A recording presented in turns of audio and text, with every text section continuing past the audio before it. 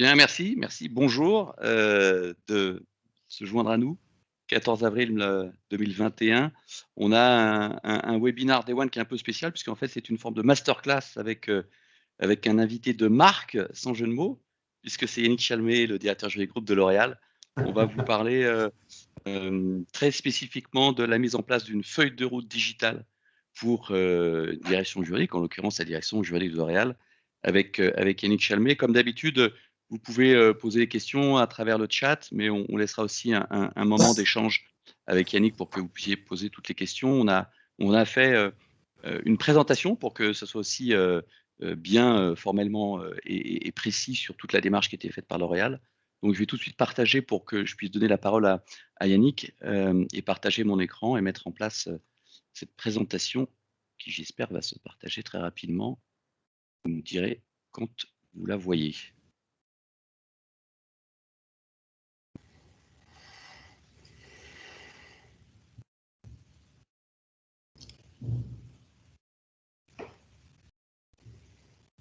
On la voit, mais t'es pas en pleine page. Ah, elle est disparue. Ça y est. C'est bon? Absolument. Je crois qu'il y a la page d'invitation, donc on est calé. Quelques informations, Yannick, d'abord sur L'Oréal qu'on connaît, mais on a quand même des chiffres, il faut les voir et les entendre pour les croire. Oui, très bien. Alors oui, effectivement, après vous avoir renouvelé, en fait, plaisir de partager avec vous quelques idées. C'est bon, quelques chiffres de L'Oréal en fait sur une page. Notre chiffre d'affaires l'an dernier en légère récession puisque le marché a fait -4, le marché a fait -8, mais on n'a fait que -4. Donc on a fait 2 fois le marché en gros, si on peut regarder cela. On s'approche, je dirais, des 30 milliards probablement à terme. À noter cependant qu'on a effectivement fait une croissance de 62% en fait dans l'e-commerce, ce qui représente plus de 7 milliards,4 d'euros dans le digital. C'est effectivement quelque chose qui a été en fait très fortement accéléré durant cette dernière année, avec un REX de plus de 5 milliards, toujours effectivement avec un résultat net de 18,6, donc on est stable par rapport à l'an passé 19. Une capitalisation boursière qui, vous voyez, en fait, avant-hier était quand même très forte, puisque c'est la seconde capi de Paris. Donc, effectivement, ça nous donne beaucoup d'éléments de devoir envers la communauté et envers nos actionnaires. Ah, Olivier, voilà. Et puis, nous représentons également voilà, une communauté de 85 000 collaborateurs dans 150 pays, 35 marques dites ombrelles ou internationales. Et pour vous donner un ordre de grandeur de notre activité en matière de patentes, on dépose 500 brevets en 2020. C'est à peu près le... Bon, on est assez régulier par rapport à cela. C'est toi qui as la main, Olivier. Voilà. Oui, pour vous donner un petit peu juste une dernière news de la déclaration de notre président récemment, en disant qu'effectivement, on avait limité la casse l'année dernière avec simplement une réduction de 4% du chiffre d'affaires et on avait maintenu notre marge. Et pour effectivement, le fait notable pour nous, c'était l'explosion du e-commerce, notamment en Chine. Effectivement, en Chine, en gros, un produit sur deux est vendu au travers de l'e-commerce, notamment dans les department stores ou autres. Donc, c'est intéressant effectivement de noter que c'est vraiment un phénomène très, très, très important. Juste un petit quiz pour vous donner également un petite présentation rapide. À vous de voir effectivement dans votre tête si vous savez combien de marques globalement en fait nous avons dans notre portefeuille, combien de brevets on a. Donc là, effectivement, c'est assez simple. Alors il y a ce qu'on dépose et ce dont on est propriétaire. Combien de contrats actifs on a dans une base digitalisée et quelle est la cible à peu près de notre organisation en fait Arborescence Société. Et puis combien de deals M&A on fait d'une moyenne en fait annuelle. Voilà. Donc maintenant, vous avez bien réfléchi. Alors, on n'a pas fait effectivement ça, mais on a à peu près un portefeuille de 130 à 150 000 marques. Alors, c'est des enregistrements de marques. Pour les spécialistes, vous comprendrez qu'une marque le décline par pays, par classe, avec des modèles, bien sûr, puisqu'on est également sur des modèles pour des flaconnages ou des choses qui se reportent en fait à ce sujet de droit d'auteur. Et 10 000 noms de domaines. On en avait beaucoup plus, on en avait 15 000 il y a quelques années, mais là, on a effectivement fortement réduit. Les noms de domaines qui n'étaient pas visités, on les a en fait limités, donc on est à peu près à 10 millions de domaines quand même. 500 brevets, j'en avais déjà parlé.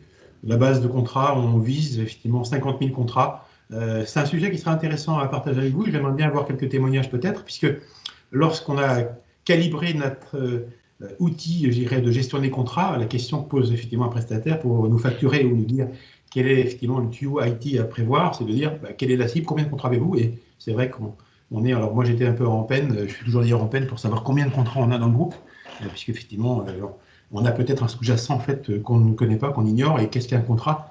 Un contrat, c'est un premier document signé entre les parties, c'est pas forcément un contrat signé avec 15 pages. À peu près 300 sociétés, c'est l'organisation.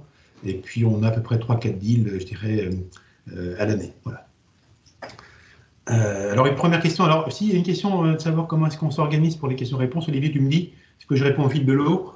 On a peut-être après une slide ou deux qui vont répondre à votre curiosité sur l'organisation. Je savais bien que j'aurais la question, donc je pourrais répondre à cette question-là. En fait, on a, Oui, pour faire un teaser, on a quelques centaines, on va dire, mais vous allez voir un teaser tout à l'heure. Alors voilà, on est parti il y a 3 ans avec Olivier. Je tiens à dire qu'effectivement, Olivier est un compagnon qui nous a accompagnés à notre réflexion.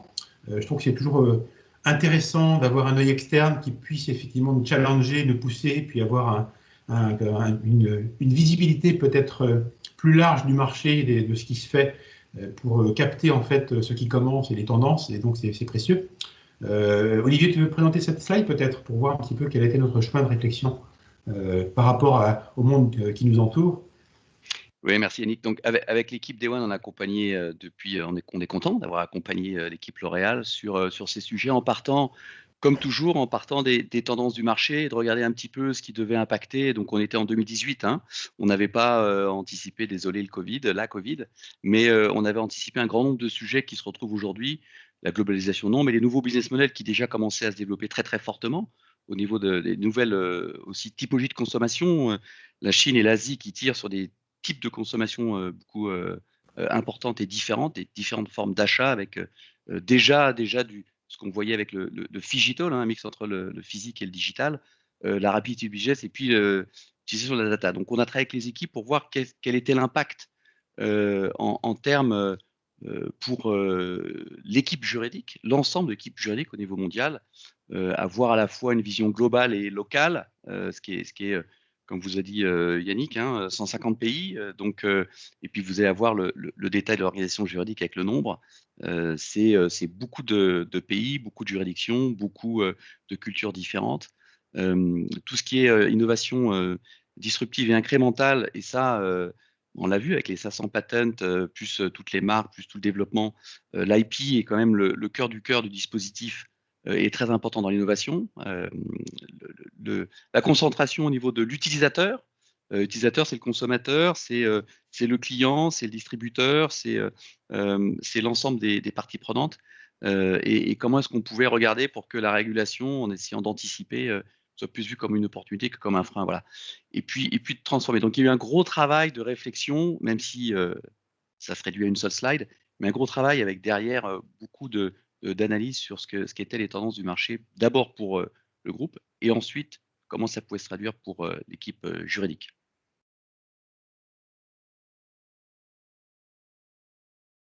Après, le travail a été fait sur beaucoup plus maintenant côté legal, sur l'organisation, sur l'écosystème, sur faire une SWOT et essayer d'après, une fois qu'on a fait l'analyse de la situation, essayer de projeter justement pour préparer cette roadmap, si vous allez voir, sur plusieurs années, qu'est-ce que l'on pouvait anticiper en termes d'organisation, en termes de fonctionnement, en termes d'outils, en termes d'indicateurs de performance.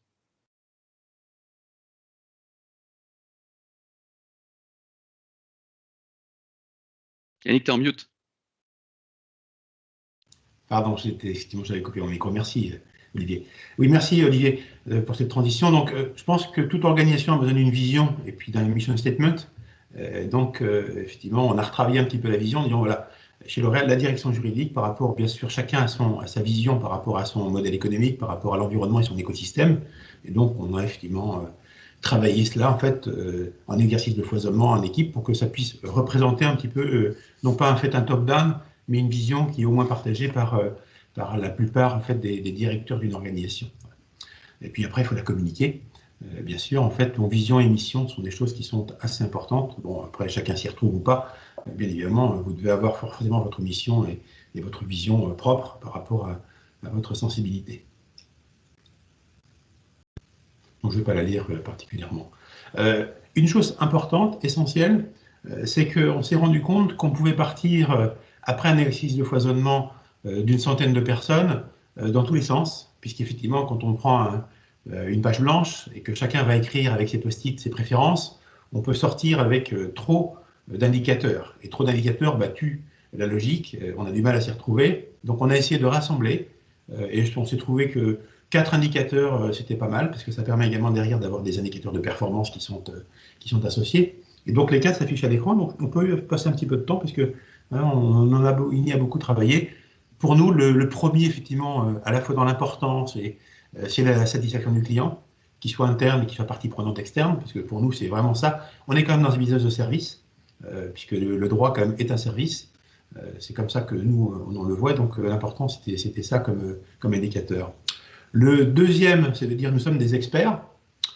Et donc, comment faisons-nous pour nous maintenir en tant qu'experts, puisque en tant que juriste d'entreprise ou en tant qu'avocat, on est face au dilemme de l'accroissement fait des normes, les nouvelles lois, et par rapport à ça, comment est-ce qu'on peut maintenir un niveau d'expertise, puisque effectivement, c'est ça qu'il faut qu'on entretienne, et c'est ça notre valeur propre.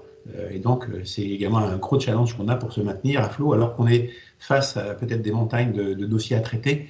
On néglige parfois effectivement de pouvoir effectivement cultiver ces mises à jour et pour rester toujours au top. Bien sûr, quelle est notre mission? La mission, c'est de permettre à une entreprise de dérouler son activité en relative sécurité. Et donc, c'est effectivement la protection de notre réputation, de nos actifs, et de permettre une licence to operate, comme on le dit en anglais, de façon satisfaisante. C'est important. Dernier, je dirais, indicateur. L'indicateur, c'est d'une communauté, puisqu'effectivement, vous voyez tout à l'heure, la première question qu'a fusée, c'est combien de juristes vous avez? Et effectivement, pour pouvoir se retrouver quand on est dans 150 pays, comment est-ce qu'on peut faire un lien en fait, entre tous les juristes dans le groupe?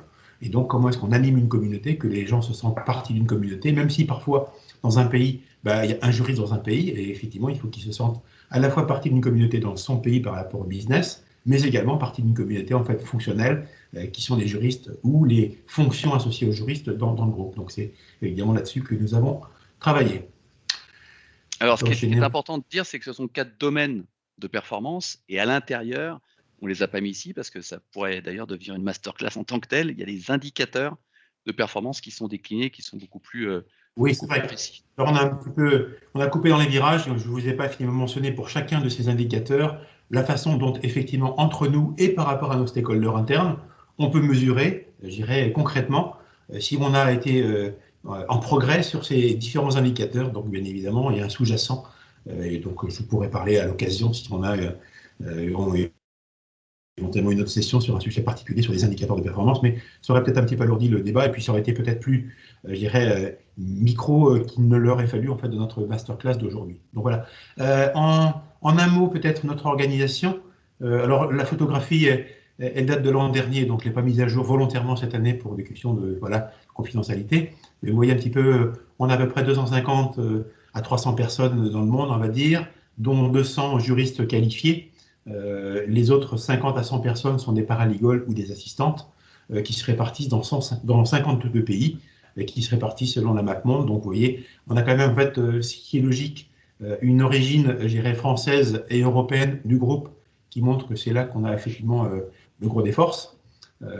On a par contre une bonne répartition sur les Amériques et sur l'Asie-Pacifique, qui se subdivise elle-même en 2 sous-zones maintenant par rapport à l'organisation que le groupe a déployée cette année, avec une Amérique Nord et une Amérique Sud.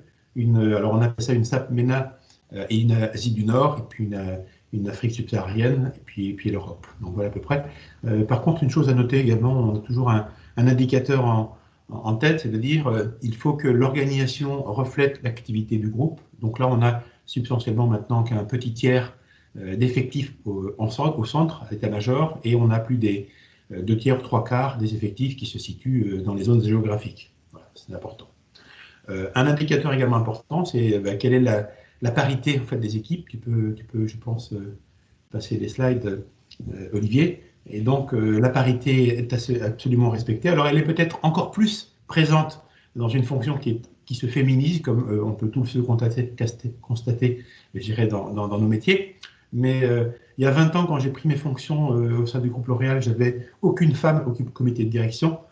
Donc j'ai mis un point d'honneur à progresser dans ce domaine-là aussi. Et aujourd'hui, en fait, on a une parité parfaite au niveau du comité de direction en fait, international, hein, qui s'affiche à l'écran. Bien sûr, il n'y a pas les noms, mais vous voyez à peu près les différents départements. On est organisé de façon assez classique. On a en haut les métiers qui correspondent aux practices d'un cabinet d'avocats et qui sont forcément en fait, centrés par rapport aux problématiques auxquelles L'Oréal est confronté.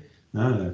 On est effectivement en activité de recherche, de production, de marketing et de services, centrés autour, effectivement, disait Olivier, sur la propriété intellectuelle et ce qui est sous-jacent autour de cela. Et puis bon, après, c'est un animal corporate comme une société cotée peut l'être, avec son activité également, mais on a une activité importante en termes de fabrication. On a une cinquantaine d'usines, on a des centrales de distribution, donc c'est des choses où on a des laboratoires, et donc c'est effectivement une organisation qu'on doit accompagner, bien sûr, en termes de conseils. Ensuite, on a les zones géographiques, je vous les ai en fait exposées tout à l'heure, hein, qui se subdivisent un petit peu plus aujourd'hui. Et puis, on a effectivement les fonctions qui sont sous-jacentes, comme les brevets, la recherche, qui sont effectivement rattachées à la fois à la recherche, mais qui sont animées au sein de la communauté juridique. Donc voilà à peu près l'organisation en fait, pour répondre à votre curiosité. Alors ensuite, pour vous dire d'où on est parti, c'est intéressant puisque c'est quand même feuille de route digitale. Alors on est parti il y a donc 2-3 ans avec un écosystème. Alors forcément, on ne part pas de zéro et vous ne partirez pas de zéro si vous l'avez fait également. C'est qu'on a forcément en fait un écosystème IT en place dans nos structures, dans nos organisations, qui répond ou qui répondait peut-être à des objectifs, qui est peut-être insuffisant aujourd'hui. On s'est rendu compte qu'effectivement, il y avait l'obsolescence qui arrivait sur les outils qui ne répondaient plus aux ambitions d'aujourd'hui et de demain. Et donc, on a fait une cartographie pour effectivement voir dans les différents domaines d'activité, à la fois dans les contrats, dans le droit des sociétés, dans le domaine des données personnelles, dans la propriété intellectuelle, les médias, dans les achats, dans les assurances, dans l'IT, dans le digital, et dans les sujets à fait corporate, à savoir les acquisitions, le droit de la concurrence et puis la banque finance, pour voir effectivement quels étaient les outils que nous avions fait déployer qui étaient à notre disposition à l'interne et est-ce qu'ils correspondaient effectivement toujours à nos besoins. Et les forces étaient de constater qu'effectivement c'était un petit peu vieillot ou un petit peu dépassé. Si je prends Contratech pour ce qui est des contrats, qui se rappelle ce que c'était Contratech? Et donc on voyait bien effectivement que c'était dépassé. Donc on a fait un exercice de foisonnement. Je peux passer en fait Olivier peut-être pour dire bon, à quoi sommes-nous confrontés et sur quel levier devons-nous travailler et concentrer notre effort. Et donc, bon, on a fait un SWOT. Alors, le SWOT vaut ce qu'il vaut, bien évidemment. C'est un exercice à un instant T. On a fait, en fait, l'été dernier, en fait, en 2020, pardon, et de dire, voilà, quelles sont nos forces, nos faiblesses et nos opportunités. Fred, vous connaissez bien l'exercice. Forcément, c'est très, très adapté, en fait, à ce que nous avons vécu, nous, juristes chez L'Oréal. On a effectivement rappelé qu'en termes de force, on avait commencé quand même la réflexion en 2018. Bien nous en a pris l'année dernière. On s'est rendu compte qu'effectivement, il fallait peut-être travailler sur la concentration sur les tâches à valeur ajoutée. Hein, c'était un peu ça qui nous amenait à dire on était 50, on est devenu 200, mais on ne sera pas 2000. Et donc, par rapport à cela, comment est-ce qu'on pourra toujours continuer à délivrer en gardant l'intérêt et en pouvant effectivement en fait, délivrer par rapport aux besoins d'un groupe qui se développe. Voir également repenser l'organisation. Est-ce qu'on n'est pas peut-être un petit peu trop centralisé? Est-ce qu'il faut bien repenser notre organisation pour avoir un bon équilibre, je dirais, dans un monde très globalisé? Et puis, bien sûr, en fait, pousser à fond la digitalisation en fait, auquel on est toujours confronté avec des outils qui sont formidables et qui peuvent nous faciliter la tâche. En termes de faiblesse, tu vas passer un peu tu l'as vite. Bon, en termes de faiblesse, on s'est dit, tiens, qu'est-ce qui nous manque? Bah, effectivement, peut-être qu'on s'est peut-être un petit peu reposé, on a besoin d'une cartographie, d'une analyse de nos faiblesses. Et donc, est-ce qu'on a par exemple une analyse de notre data, hein, puisque la data, c'est le nouvel or noir, mais par rapport à cela, on peut avoir des données juridiques sur les contrats, sur les contentieux, sur plein de choses, et qui peuvent éventuellement en fait, servir également l'entreprise et d'autres réflexions futures. On peut avoir peut-être, je dirais, des tâches administratives qu'on pourrait simplifier. On peut avoir une nouvelle fonction qui s'appelle les Legal Operations, qui, en gros, pourrait accélérer, faciliter effectivement le fonctionnement d'une direction juridique opération, hein, comme on l'appelle. Ensuite, bien sûr, en termes d'opportunités, bien évidemment, en fait, on s'est rendu compte que par rapport à des situations de crise, d'avoir une capacité de travailler à distance et d'avoir tout digitalisé et de limiter le papier est forcément en fait, un outil d'efficacité formidable. intégrer le nouveau périmètre auquel on est confronté. Tout à l'heure, Olivier parlait bien de l'accroissement des normes, des règles complexes dans tous les sens, dans tous les domaines. Et donc, comment est-ce qu'on appréhende cela pour les intégrer dans nos métiers? On ne peut pas être effectivement omniscience, mais bon, on peut effectivement réfléchir à savoir comment est-ce qu'on peut s'aider pour faire du data crunch, pour faire, je dirais, des d'automatisation en fait de contrats simples, comment on peut faire effectivement également un accompagnement pour la gestion en fait de nos contentieux avec des tableaux de bord. L'important, c'est également d'être informé, de pouvoir avoir à sa disposition les informations pour pouvoir décider. Et voilà, tenir compte également des données du marché. Bien évidemment, en fait, on est d'une direction juridique au sein d'une entreprise, donc on a à la fois l'écosystème de l'entreprise pour répondre en fait à ses besoins, et puis bien sûr l'écosystème du monde du droit en général, puisqu'on a les juges et les tribunaux, on a les concurrents, on a nos avocats, et donc voilà, comment est-ce qu'on s'adapte à ces nouvelles effectivement données du marché pour pouvoir effectivement être best in class. Travailler bien sûr sur notre transformation. Et puis après, c'est de dire bottleneck, on va arriver à un moment donné, on n'arrivera pas à délivrer, on a trop de choses. Par exemple, je vais vous prendre un exemple, on a des contrats d'influenceurs, quand on en a 100, on peut gérer, quand on en a 1000, ça va être compliqué, quand on en a 10 000, on ne pourra pas gérer. Et on ne pourra pas mettre un juriste ou un avocat derrière chaque contrat influenceur. Alors, l'influenceur qui va gagner 1 million d'euros, ça n'existe pas ou peu, et quand c'est un influenceur qui gagne 1000 euros par an, bah, vous voyez bien que l'économie du système fait que vous devez accompagner, gérer des personnes du marketing ou du business pour qu'il puisse y avoir effectivement en fait, des samples qui leur permettent de gérer la relation en toute autonomie. Donc c'est un petit peu ce qui nous a amené un petit peu à réfléchir à tout cela. Voilà.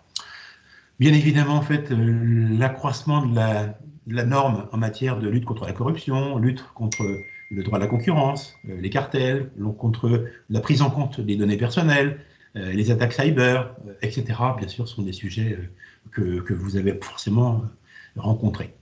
Et donc, pour faire face à toutes ces menaces, se dire maintenant, comment est-ce qu'on s'organise? Olivier?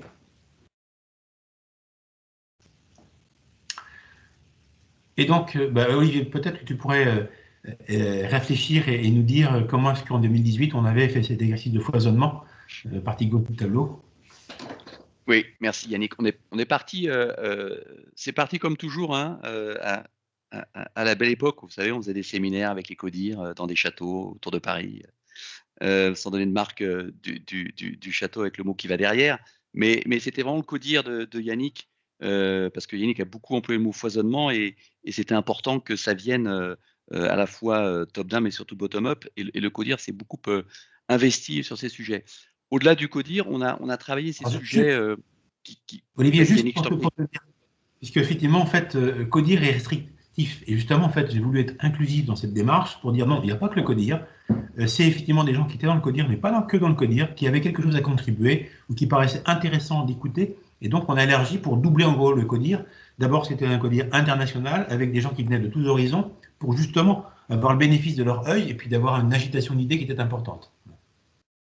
Et on a élargi même encore plus que le CODIR, puisqu'on a monté carrément des ateliers et des groupes de travail pour réfléchir sur ces différentes stratégies push, comme on les appelle chez Day One, et donc de regarder, comme Yannick vous l'a montré, métier par métier, practice par practice, on dirait dans un cabinet d'avocat, quelles sont l'ensemble des tâches qui sont gérées, qui sont nécessaires, et quelles sont celles qu'il faut.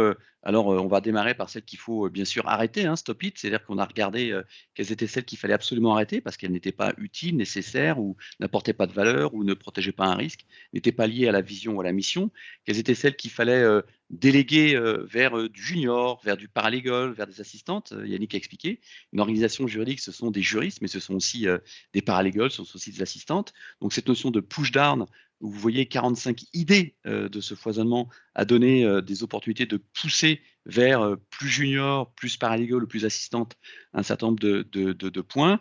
Les push-away, c'est les 47 idées qui sont remontées dans ces discussions. C'était qu'est-ce qu'on pourrait faire par le client interne, quelles sont les tâches qu'on pourrait faire réaliser, remplir une partie d'un contrat, remplir un certain nombre de données en précontentieux, essayer d'apporter des documents, enfin travailler tous ces sujets-là qui étaient ce qu'on avait nous appelé le push-away. Donc 47 idées sont remontées une fois de ces ateliers, hein. Il y a eu 2 ateliers à chaque fois par practice qui ont été faits pour le foisonnement, puis après pour la validation et l'acceptation, ce qui était très important en fait. C'est même presque le début de la conduite du changement, c'est embarquer toutes les équipes. Et puis il y avait ce push aussi qui est le push out que tout le monde connaît, c'est qu'est-ce qu'on peut faire avec nos amis avocats, avec les prestataires externes, et de voir comment on peut mieux interagir avec les avocats, mieux interagir à la fois de façon efficiente et de façon sécurisée et plus fluide avec les avocats. 32 idées de push-out, c'est quand même 32 idées importantes pour l'externalisation.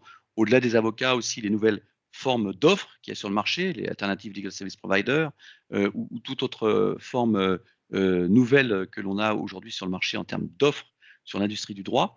Et puis un nouveau push, si je puis dire, parce que vous avez vu, L'Oréal, la direction juridique, c'est une direction qui est conséquente, qui est dans plusieurs pays, hein. On a aussi réactualisé, mis à jour les petits périmètres entre différentes directions où on pouvait voir des doublons, et on a créé cette nouveauté push qu'on n'avait pas encore chez Day One à l'époque, qui est le push aside. Donc c'est-à-dire c'est pas dans cette direction juridique, c'est dans l'autre direction juridique qu'il faut le faire, parce que ça va générer moins d'allers-retours, ou ça va être plus efficient, ou ça va arrêter de faire des doublons de saisie, des doublons d'intervention. Donc c'est 13 push aside que vous voyez à droite sur le graphe, c'est 13 push aside qui permettent de remettre en fait par rapport au périmètre des différentes directions. Est-ce que c'est en HQ, est-ce que c'est en géographie, est-ce que c'est en practice?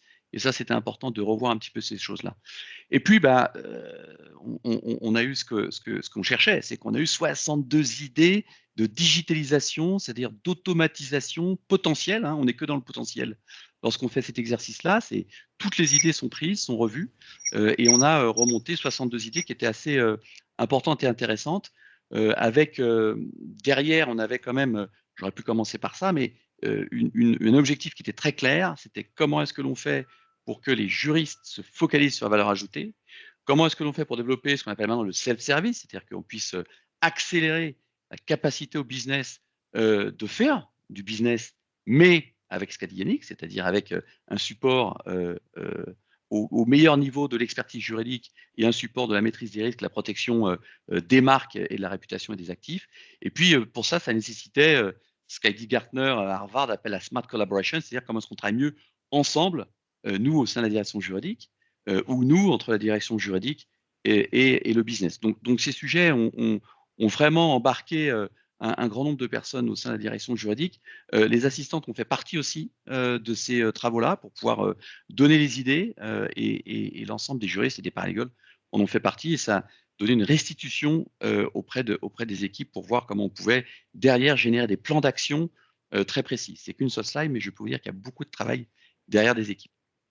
Alors ça nous a permis de réfléchir à une organisation. La Smart Collaboration, c'est comment on passe d'une structure très pyramidale avec cet esprit de command and control, cet esprit de hiérarchie, du junior, du senior, du manager, que connaissent d'ailleurs très très bien les directions des cabinets d'avocats, à une structure beaucoup plus collaborative et plus fluide, à la fois entre, vous l'avez vu, hein, les experts au niveau juridique, les business lawyers, ceux qui sont plutôt en géographie, le legal operations, qui est une fonction dont Yannick va parler, développer des nouvelles formes aussi de support, ce qu'on appelle les digital paralegals, c'est vraiment les paralegals qui vont aider à, c'est pas parce qu'il y a un outil que tout se passe tout seul et tout se passe bien, il y a un gros travail d'administration de l'outil. Donc les digital paralegals sont des métiers qui émergent de plus en plus dans les entreprises et qui apportent énormément de valeur.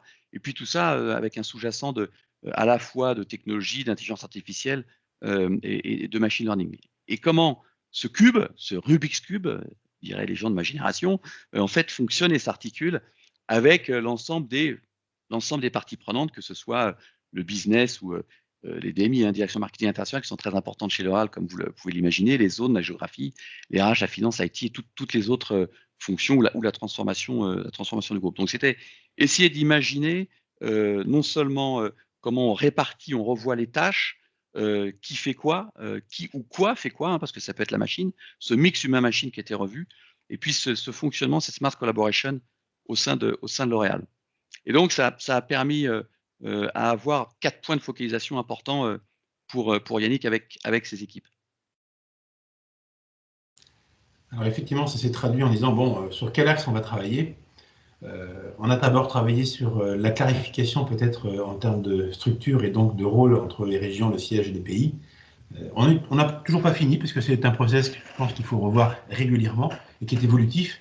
Il est évolutif pourquoi? C'est que, comme vous l'avez noté tout à l'heure, on est dans un écosystème qui change, et donc l'entreprise dans ses activités est amenée à changer, donc on est forcément amené à s'adapter par rapport à l'organisation de l'entreprise, par rapport aux façons dont l'entreprise également exerce ses activités. Et donc c'est quelque chose auquel il faut toujours être, je dirais, en résonance par rapport à ces deux vecteurs. Peut-être également voir et revoir la façon dont on a une bonne gouvernance d'une fonction. Parfois, effectivement, on peut avoir une fonction qui est peut-être trop centralisée, et à ce moment-là, en fait, on manque d'écoute. Et si on manque d'écoute, ça veut dire qu'on est en décalage, et à ce moment-là, effectivement, il n'y a pas une bonne circulation d'énergie, partage de bonnes pratiques au sein d'une fonction. C'est vrai qu'on est en France, on est en Europe, mais il y a, je dirais, tout le reste du monde et qui ont peut-être de l'avance sur certains sujets.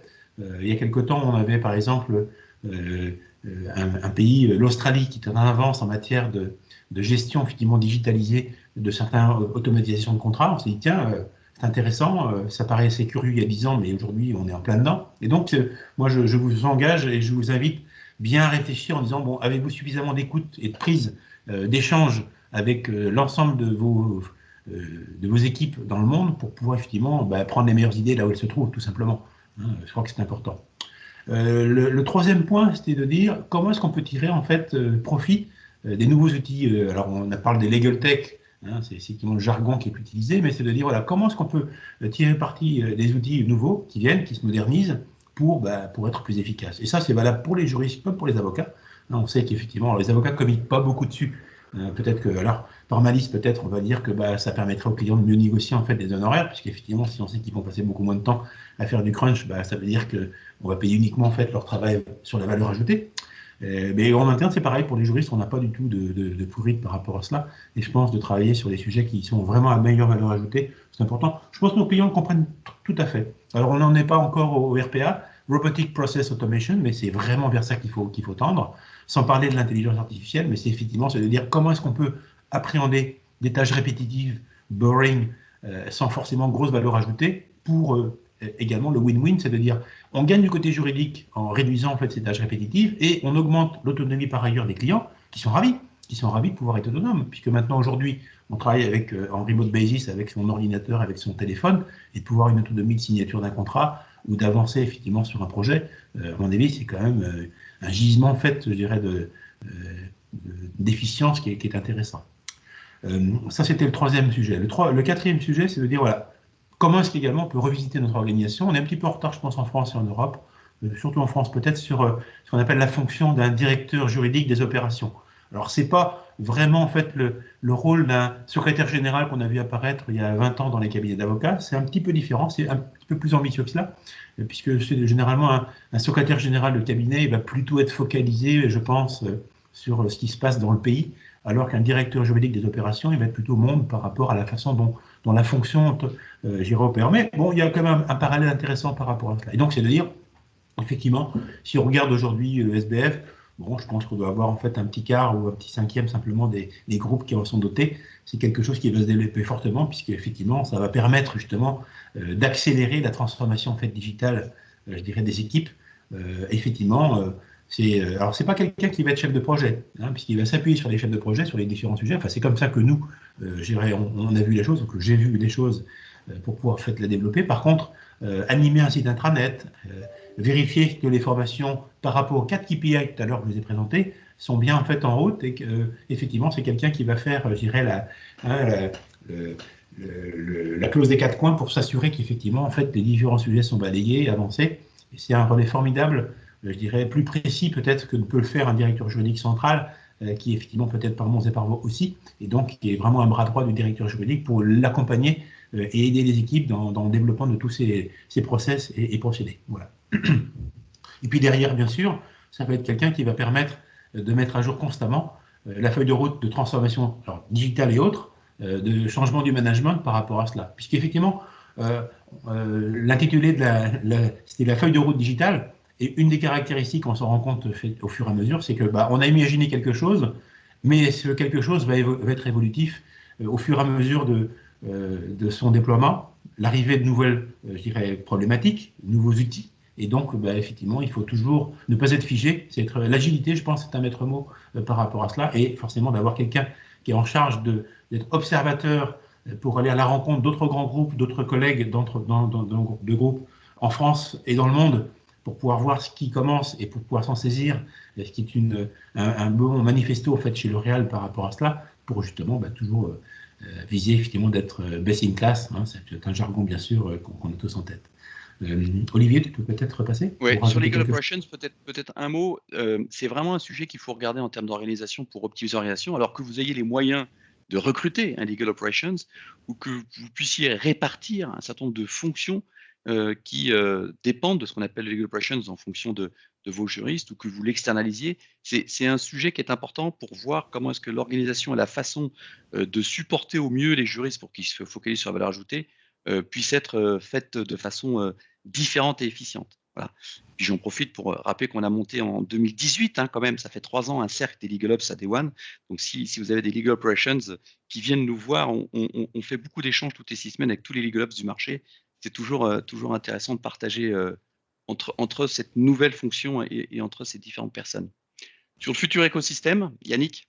Oui, donc là, on arrive au cœur de ce qu'on avait en fait envie de partager avec vous. C'est de dire, vous avez en rouge, effectivement, ce qui sont les développements qu'on a en cours. Alors, certains sont déjà actifs, d'autres sont en cours et d'autres vont venir.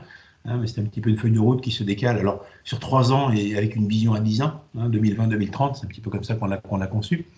Et donc, pour commencer peut-être par en haut et à gauche, sur MyContract, vous vous rappelez tout à l'heure, il y avait effectivement ContractTech, on l'a remplacé par un outil MyContract, qui est l'application en fait de full management contract en interne, à la fois de la génération du contrat à sa signature, à son archivage et à l'exploitation des données. C'est un petit peu comme ça qu'on a fonctionné. On a pris un éditeur qui s'appelle Icertis, hein, qui est un éditeur américain, après un appel d'offres. Donc effectivement, bon, c'est pas forcément le meilleur, mais c'est celui qui nous convenait le plus, on va dire ça comme ça, pour être aimable par rapport aux autres sociétés qui avaient concouru.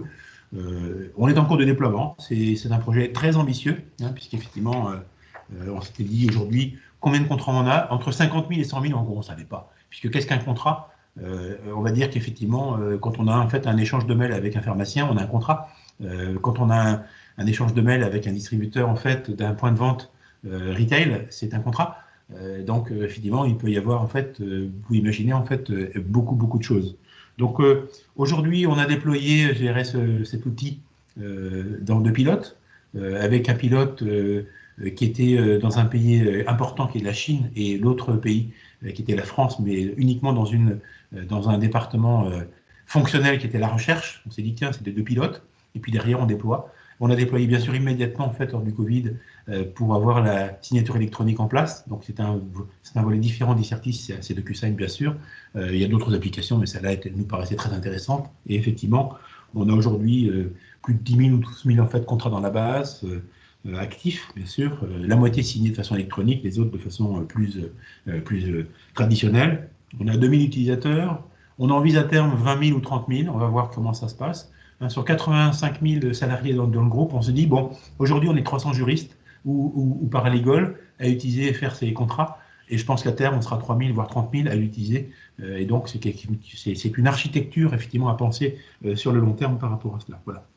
Ce qu'on peut peut-être rappeler, Yannick, quand on a travaillé avec les équipes pour faire le cahier des charges, on a vraiment interrogé une fois encore hein, les juristes dans les pays, même les opérationnels, on a fait un survey, on a regardé.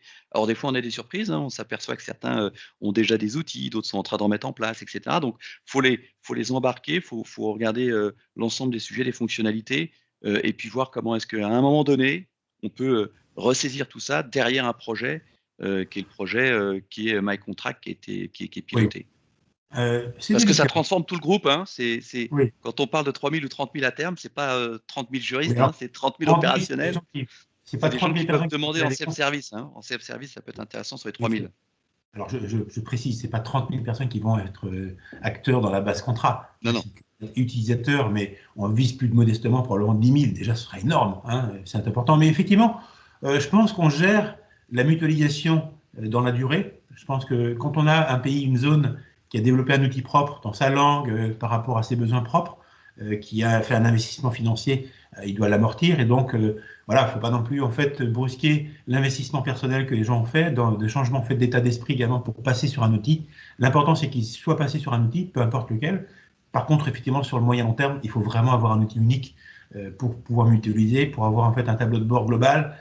Et c'est vraiment ça qu'il faut, sur quoi il faut tendre. Moi, je suis effectivement persuadé qu'il ne faut pas avoir des outils, je dirais, par région, par domaine.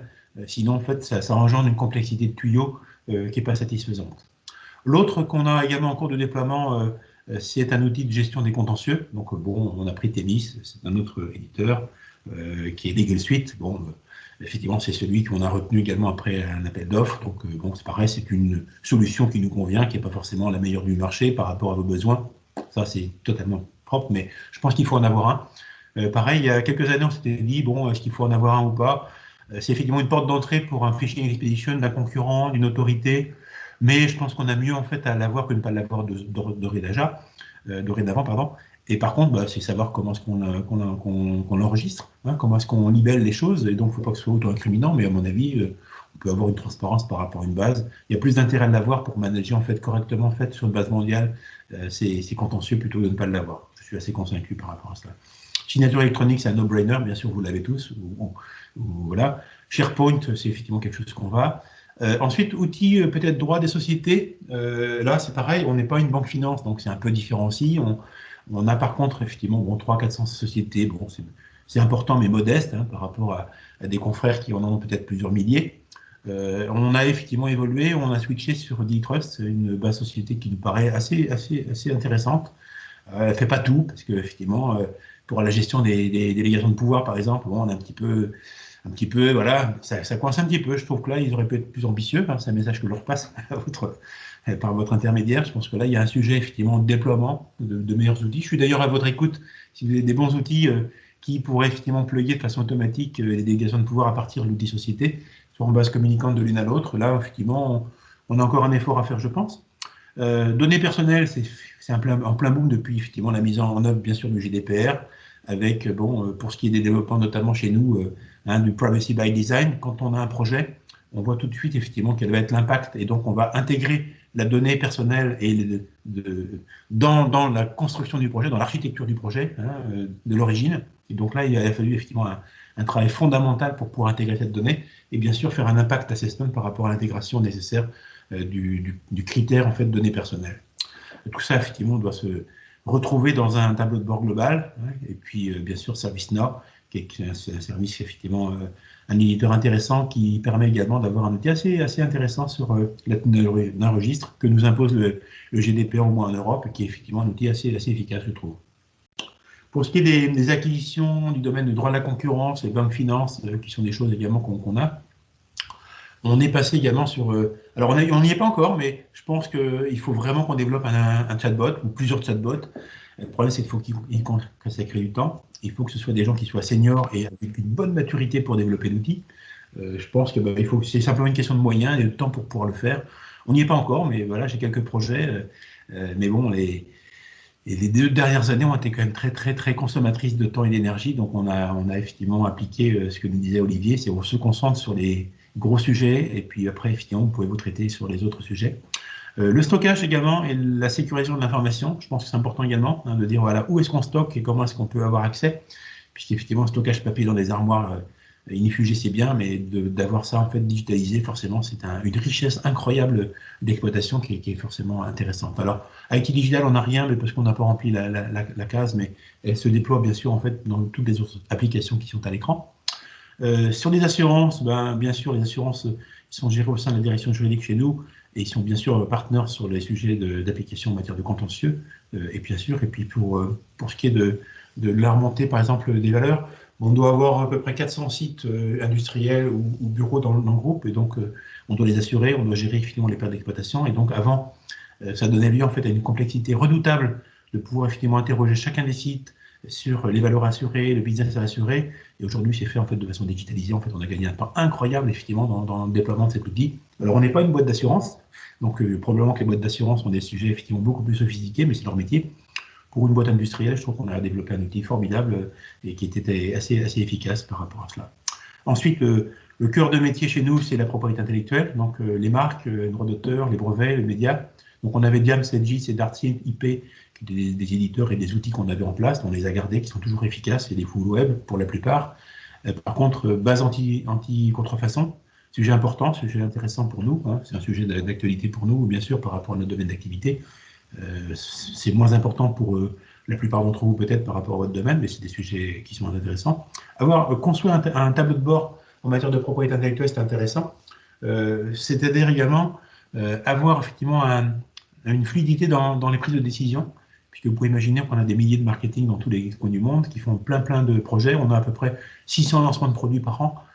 Chaque fois qu'on fait un lancement de produit, on doit anticiper, est-ce que la marque est disponible dans tous les pays du monde? Est-ce qu'on va effectivement sécuriser tout cela? Et donc, comment est-ce qu'on va prendre des prises de décision pour orienter ou réorienter les choix de retenir tel ou tel nom? Donc, effectivement, on voit bien qu'on a une meilleure fluidité dès lors qu'effectivement, on a un workflow qui est digitalisé, bien sûr. Et puis après, on n'y est pas encore, mais on va y arriver, d'avoir effectivement l'intelligence artificielle qui va nous aider, bien sûr, à aller chercher tout ça, à la fois sur l'information dont on a dans nos bases, mais également cette information qui est sur le marché, au travers effectivement des sites, je ne vais pas les citer, mais tous les sites qui permettent d'avoir accès à de l'information. S'il y a de l'information, c'est qu'il y a une notoriété de marque dans un pays, dans un domaine, dans une catégorie, et tout ça, effectivement, m'aider va pouvoir nous permettre d'accélérer et de faciliter peut-être, je dirais, notre vérification en fait, avant de choisir un nom, une marque, un déploiement dans une zone géographique ou une autre. Donc voilà à peu près la feuille de route que nous avions en fait décidé, choisi. On peut peut-être passer effectivement sur un calendrier. Donc on ramène ça sur uniquement une feuille. Alors on a voulu être simple également. On s'est dit non, il faut que sur une simple page A4, on puisse effectivement, ce qui est simple s'exprime clairement. Et donc on a un abscisse ordonné. On a sur la partie gauche de l'écran, vous retrouvez effectivement les carrés de couleurs avec les 4 indicateurs de performance que vous retrouvez. Satisfaction du business, notre expertise, comment est-ce qu'on protège l'activité du groupe en toute sécurité et comment est-ce qu'on entretient une communauté juridique interne. Et donc, par rapport à ces 4 KPI qui sont en résonance, on a dit qu'est-ce qu'on met en face comme ambition pour pouvoir effectivement travailler avec des outils qui vont nous faciliter la vie. Et donc, vous avez effectivement en haut, donc sur la satisfaction du client, on a commencé par la signature électronique. Et là, vous voyez bien que c'est un no-brainer. Avant, on mettait 2-3 semaines pour signer un document, en fonction de la complexité, la valse des parapheurs, vous connaissez tout ça. Et ça, c'est quand c'est en France, sur un siège ou sur quelques sièges sociaux en fait répartis en région parisienne. Quand on est sur le monde entier, c'est pas si. Ah, on a une remarque que quelqu'un ne voit pas la slide. Moi, je la vois très bien. Est-ce que c'est bon? Ah, non, moi aussi, je la vois très bien. C'est peut-être, ça vient probablement de chez vous. Donc oui, j'étais en train de me dire, on mettait 2-3 semaines pour signer un document en fait en France en version en fait, je dirais papier. Aujourd'hui, effectivement, on met 2 à 3 jours maximum, parce qu'également quand ça vient d'Amérique du Sud, quand ça vient en fait de l'Asie, forcément il faut que ça passe par le réseau de courrier postal et autres, et donc on voit bien que c'est bien. Alors, on a encore des résistances dans quelques pays malheureusement, notamment sur les sujets corporate, puisqu'effectivement il y a des greffes à l'étranger qui refusent. On a coupé le. Olivier, tu as coupé la présentation. Non, je n'ai pas coupé. On a les greffes qui refusent effectivement d'accepter effectivement la preuve matérielle d'un document signé électroniquement. Donc c'est quelque chose qu'il faut revoir. Non, j'ai plus la slide non plus, Olivier. Je suis désolé. Parce que quelqu'un a voulu prendre la main, donc je vais reprendre la main. Ah, quelqu'un qui a sabotage. C'est pas grave. Donc après, le deuxième, c'était My Contract. My Contract, c'est pas grave, c'est des choses qui arrivent, on est en live. Je vais accélérer puisque je vois qu'il nous reste que quelques minutes, on ne va pas avoir la possibilité de faire beaucoup de questions. My Contract, je ne vais pas y revenir. On voit par contre que c'est un déploiement qu'on fait sur 3 ans, parce qu'effectivement, comme il y a des zones qui étaient parties avec des outils différents, on s'est dit qu'on va leur laisser le temps peut-être de déployer. Donc après, vous allez retrouver effectivement, je dirais en ordonnée peut-être les différents projets que je vous ai déjà présentés en fait en grande famille sur chacun de ces choses-là. Donc voilà, je ne vais pas y revenir. Mais l'important, c'est qu'il faut avoir de l'ambition dans la durée. Effectivement, ça ne se fait pas en une année. Je pense que moi, j'ai fait un plan de déploiement sur 3 ans, ce qui est déjà pas mal. Mais pourquoi? C'est qu'après, on va voir quelles sont les leçons tirées peut-être de ce travail qu'on a fait à le foisonnement. Tu peux passer peut-être sur les leçons qu'on en tire. Oui, je ne vais pas revenir là-dessus parce qu'il n'y a que quelques minutes. Je pense que vous retrouvez tout ça. Et éventuellement, en fait, on la laissera peut-être accessible. Je n'ai pas de problème pour partager cela. En fait, c'est pas public, mais c'est en fait dans un cercle restreint. Et vous l'appliquerez à ce moment-là sous la règle du Chatham House, on va dire ça comme ça. Oui, partir peut-être des données de marché. à quoi vous êtes confronté, vous dans votre activité, vous dans votre équipe, dans votre entreprise, et par rapport à votre domaine. Je dirais et donc, à partir de là, vous allez vous déployer. Je pense qu'effectivement, il faut éviter de calquer quelque chose que vous avez vu chez quelqu'un, mais qui ne correspondrait pas en fait à votre vision. C'est important. Deuxième sujet, peut-être, c'est de partager avec votre direction générale, avec le COMEX. Je pense que c'est effectivement, quand on parlait de la satisfaction client, il faut savoir qu'est-ce qu'attend le client. Et donc, par rapport à cela, avoir une vision très long terme. Donc, on a regardé sur 2020-2030 pour avoir une ambition dans la durée, parce que, bien évidemment, derrière des questions de budget, vous pouvez imaginer qu'effectivement, tout ça, ça coûte beaucoup d'argent. Et donc, il faut à l'avoir justifié, faire un business case. Si effectivement vous n'êtes pas convaincu et vous ne savez pas convaincre vos clients en interne, ça veut dire que votre utilisation ou votre outil peut-être n'est pas le bon. Et donc voilà, il faut que soyez effectivement, vous gagnez en fait en force de conviction en interne par rapport à cela. Et puis travailler avec l'externe. Bon, moi j'ai pris effectivement Olivier avec Day One. Je travaille également avec quelques collègues externes effectivement pour voir leurs meilleures pratiques et puis effectivement se comparer entre nous. Qu'est-ce que tu as pris toi comme application, pourquoi tu as retenu celle-ci, pourquoi tu as rejeté celle-ci, bon, pour effectivement se confronter pour être le mieux par rapport à notre besoin. Ensuite, je dirais partager. Alors vraiment, c'est un partage mondial. Je pense que pour moi, l'écoute et le partage et voir effectivement quelles sont les idées qui viennent de ci, de là, c'est important. Je pense qu'on a trouvé effectivement une terre nourricière importante. Ensuite, c'est partager, communiquer. Je le fais aujourd'hui avec vous et je pense que c'est important. Ça va vous nourrir, mais en retour, vous aurez forcément des idées à donner à la communauté juridique. Et puis, bon, peut-être à moi également et à nous, peut-être derrière. Donc, c'est important. Avoir un feedback, travailler également la culture du feedback. Qu'est-ce qui est bien pour moi dans mon utilisation d'outils, qu'est-ce que j'ai vu ailleurs qui était mieux, pourquoi c'était mieux, pourquoi effectivement, comment est-ce qu'on peut progresser ces choses-là. Après, c'est bien évidemment, c'est embarquer votre comité de direction, vos équipes, à tous les niveaux. Hein.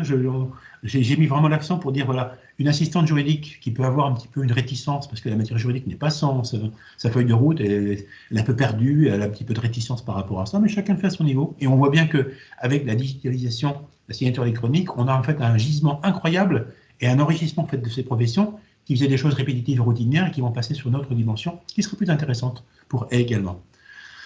Ensuite, c'est travailler sur l'organisation, bien sûr. Communiquer, je pense que c'est important. Et puis après, avoir une feuille de route évolutive. Et puis avoir quelqu'un qui serait effectivement capable de vous accompagner par rapport à ça avec une équipe, voilà, direction, juridique, opération, je trouve que c'est important. Ensuite, on n'est rien sans les tuyaux, sans l'infrastructure. Donc nous, on a la chance d'avoir deux partenaires formidables qui sont transformation des métiers juridiques et financiers en interne et transformation avec l'IT, parce que l'IT nous dira, j'ai un tuyau, j'ai une bande passante, et donc si je peux avoir que 50 ou 100 personnes ou 200 personnes, je vais les répartir par rapport aux besoins, qui vont être alloués bien sûr à créer du chiffre d'affaires et de la rentabilité. Donc il va falloir que vous soyez effectivement force de conviction pour aller vous bagarrer, pour obtenir de la bande passante, pour qu'ils puissent dédier du temps, des moyens, je dirais, à développer ou implémenter vos propres utilisations. Je vous encouragerais à essayer de trouver plutôt des choses sur étagère. Alors, je sais qu'il y en a qui développent des choses propres. Les développements propres, je l'ai fait par le passé, ça n'a pas été souvent fait des réussites.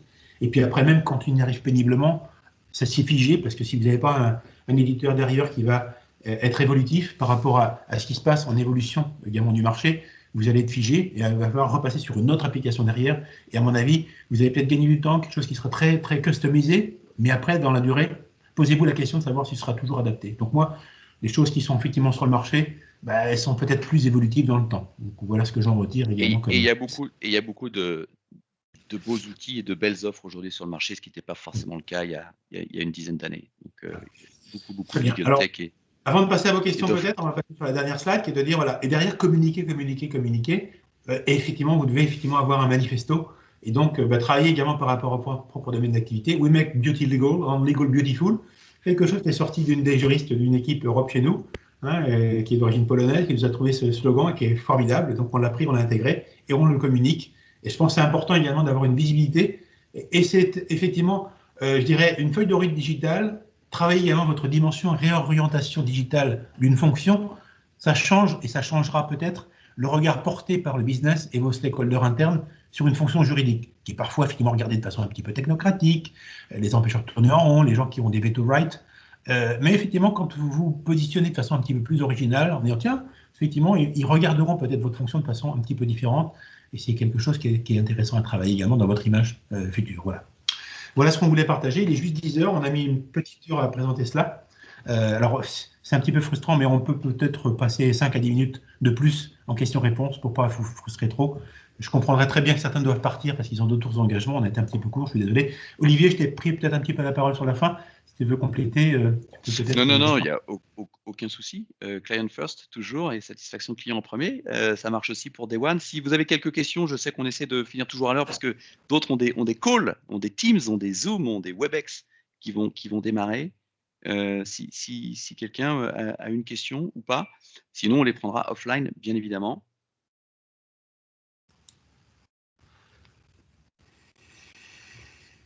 Oui, ce qu'on peut faire avec Olivier, c'est de peut-être entretenir dans l'organisation Teams un flot de questions-réponses auxquelles on pourra effectivement poursuivre également les choses. Alors, il y a une question sur le Legal Knowledge Graph. Tu peux répondre en 3 minutes?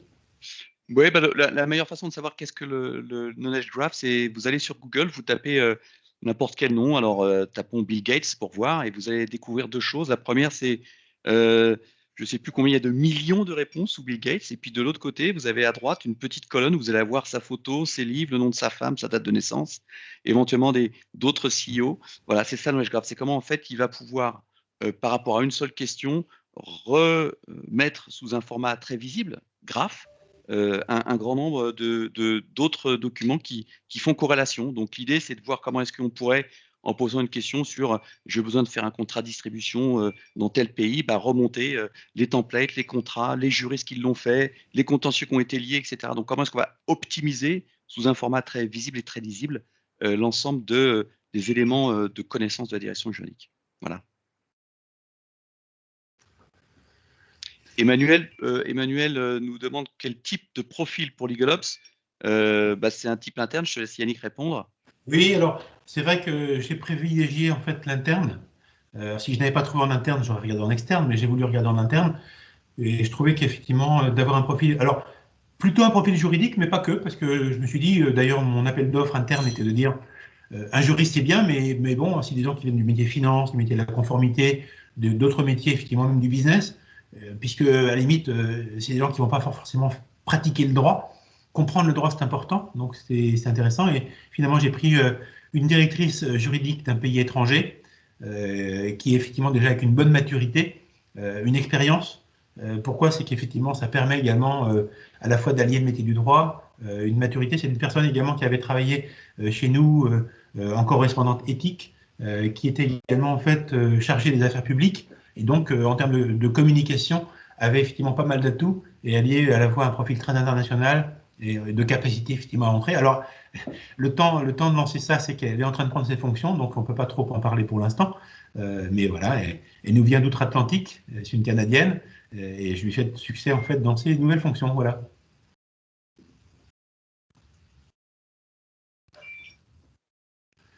D'autres questions peut-être Écoutez, merci en tout cas pour votre écoute. Vous êtes restés très nombreux pendant cette heure. Alors c'est vrai qu'effectivement, toujours un peu frustrant de ne pas avoir une réaction de salle en direct ou à la fin, mais écoutez, voilà, l'intérêt c'était de dire une petite heure, je pense que c'était bien. Et moi je souhaitais effectivement... On va tous espérer vite se revoir et on fera un présentiel, j'espère, si ce n'est dans les semaines, en tout cas dans les mois qui viennent. Voilà. Mais n'hésitez pas à mettre vos questions dans le flow, et puis éventuellement on vous répondra, hein, je m'y engage. On suivra le flow, même dès qu'on passe offline, vous le savez, le flow continue. Merci beaucoup Voilà. Yannick. Merci et puis pour l'équipe KPI, oui, on pourra faire un petit suivi pour l'équipe KPI. Il y a Julie qui nous dit tiens, la mesure des KPI m'intéresse, donc on pourra faire un petit suite là-dessus. Un jour, une masterclass quand on aura pu les mesurer un peu plus, pour faire une masterclass sur le suivi des KPI. Voilà, intéressant. On pourra faire ça, on y travaille beaucoup sur les KPI. Vous avez beaucoup d'entreprises avec Yannick, L'Oréal, avec beaucoup d'autres. On fera une grande masterclass sur les KPI, je sais que ça intéresse beaucoup de personnes. Merci beaucoup Yannick, merci à tous et à toutes d'avoir une fois encore participé. Merci aussi à l'équipe Day One et à très vite pour un prochain webinaire. Merci beaucoup. Bonne journée. Merci beaucoup, Philippe. Merci à tous. Au revoir, à bientôt.